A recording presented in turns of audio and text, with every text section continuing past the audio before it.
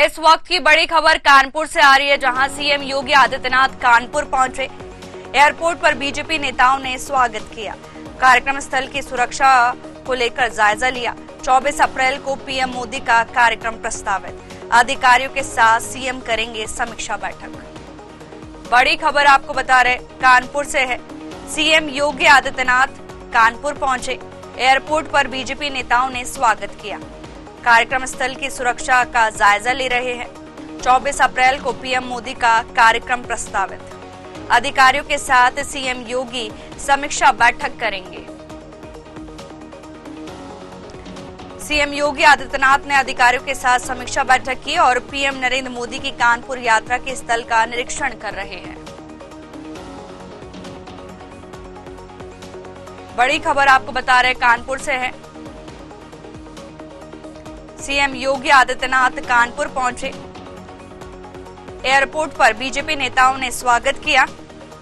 बता दें, कार्यक्रम स्थल की सुरक्षा को लेकर जायजा ले रहे हैं। अधिकारियों के साथ सीएम समीक्षा बैठक करेंगे। सीएम योगी ने अधिकारियों के साथ समीक्षा बैठक की और पीएम नरेंद्र मोदी का कानपुर यात्रा के स्थल का निरीक्षण कर रहे हैं।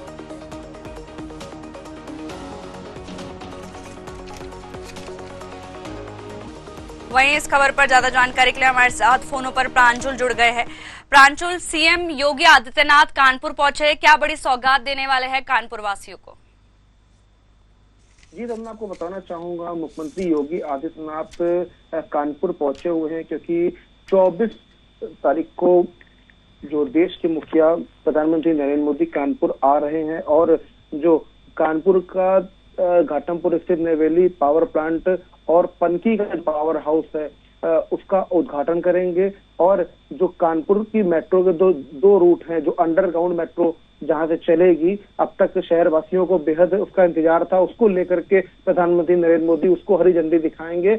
और एलिवेटेड ट्रैक को लेकर के भी प्रधानमंत्री नरेंद्र मोदी इसमें एक नई सौगात दे सकते हैं क्योंकि इसके पूर्व में ही अभी हाल ही में जो कानपुर के सांसद है रमेश अवस्थी, उन्होंने प्रधानमंत्री से मुलाकात की थी और मुलाकात करके शहर को विकास के नए पर देने के लिए इस दिशा में कई कदम भी उठाए हैं और उसमें प्रयासरत भी हैं। तो मुख्यमंत्री योगी आदित्यनाथ इन्हीं चीजों का जायजा लेने के लिए, तैयारियों का जायजा लेने के लिए कानपुर पहुंचे हैं। सीएसए में प्रधानमंत्री नरेंद्र मोदी की जनसभा होगी क्योंकि 20,631 करोड़ की 11 परियोजनाओं की सौगात प्रधानमंत्री नरेंद्र मोदी देने वाले हैं। आज करीब 4 घंटे तक मुख्यमंत्री योगी आदित्यनाथ कानपुर में रहेंगे और अभी मुख्यमंत्री योगी आदित्यनाथ जो नेवेली पावर प्लांट में अधिकारियों के साथ बैठक कर रहे हैं और बैठक के बाद वो सीधा पनकी जाएंगे और पनकी पहुंच करके वो वहां पर पनकी में जो पावर प्लांट है उसका निरीक्षण करेंगे और अधिकारियों से जानकारी लेंगे। उसके बाद वहां से जहां पर प्रधानमंत्री नरेंद्र मोदी की 24 अप्रैल को जो वो होने वाली है, वहां पर जनसभा को संबोधित करेंगे, वहां का जायजा लेंगे और उसके बाद मेट्रो का जो रूट है जो चालू होने वाला है, शहरवासियों को बेहद इंतजार था, उसका भी मुख्यमंत्री योगी आदित्यनाथ जायजा लेंगे। और मानवेंद्र सिंह जो एमएलसी हैं कानपुर में, उनके यहाँ शादी का कार्यक्रम है जिसमें मुख्यमंत्री योगी आदित्यनाथ सम्मिलित होंगे। जी तबना जी, 24 अप्रैल को पीएम मोदी का कानपुर दौरा है, साथ ही क्या कुछ तैयारियां की गई है और ये दौरा कितना महत्वपूर्ण है, साथ ही सुरक्षा की दृष्टि से क्या कुछ इंतजाम किए गए हैं? जी, तब मैं आपको बताना चाहूंगा, योगी आदित्यनाथ कहीं ना कहीं खुद अपने हाथ में कमान संभाले हुए हैं क्योंकि ये दौरा बेहद अहम माना जा रहा है क्योंकि लोकसभा चुनाव और जो विधानसभा का जो उपचुनाव था सीसामऊ का, उसके बाद प्रधानमंत्री नरेंद्र मोदी का ये पहला आगमन है शहर में, जब क्योंकि कानपुर को औद्योगिक नगरी कहा जाता है और औद्योगिक नगरी को एक फिर से उस शहर को एक कहीं ना कहीं विकास के पर देने के लिए जो सांसद रमेश अवस्थी प्रयासरत हैं और मुख्यमंत्री योगी आदित्यनाथ भी कहीं ना कहीं कानपुर को वरीयता दे रहे हैं। कानपुर में मेट्रो की सौगात दी, 2 पावर प्लांट शुरू करा दिए। कहीं ना कहीं कानपुर जो औद्योगिक नगरी के नाम से जाना जाता था, तो औद्योगिक नगरी को एक बार फिर से बदलने के लिए जो कानपुर और लखनऊ का जो 6 लेन जो अब हाईवे बनकर लगभग तैयार हो गया है, तो कहीं ना कहीं इसको एक साथ जोड़ने के लिए जैसा दिल्ली एनसीआर है, उसी तरह से कानपुर को लखनऊ को साथ में जोड़ करके एक विकास के नए पर देने का प्रयास हो रहा है। वहीं सुरक्षा व्यवस्था की अगर हम बात करें तो यहाँ पर सुरक्षा व्यवस्था चाको चौबंद है। मुख्यमंत्री योगी आदित्यनाथ खुद अपने हाथ में कमान संभाले हैं और लोगों को कहीं ना कहीं एक उम्मीद है कि जो इस वक्त मुख्यमंत्री योगी आदित्यनाथ कानपुर में स्वयं मौजूद हैं और परियोजनाओं का शिलान्यास के लिए जो तैयारियां की गई हैं उनका जायजा ले रहे हैं, अधिकारियों को मॉनिटरिंग कर रहे हैं और अधिकारियों से बात कर रहे हैं, क्योंकि सुरक्षा व्यवस्था में किसी तरह की चूक नहीं होनी चाहिए। प्रधानमंत्री नरेंद्र मोदी की यहाँ पर जो स्पेशल टीम है वो भी कानपुर आ चुकी है। आ करके जो इंटेलिजेंस है वो भी अपना काम कर रहा है, क्योंकि प्रधानमंत्री नरेंद्र मोदी का जो प्रोटोकॉल बेहद बड़ा और एक अहम प्रोटोकॉल माना जाता है।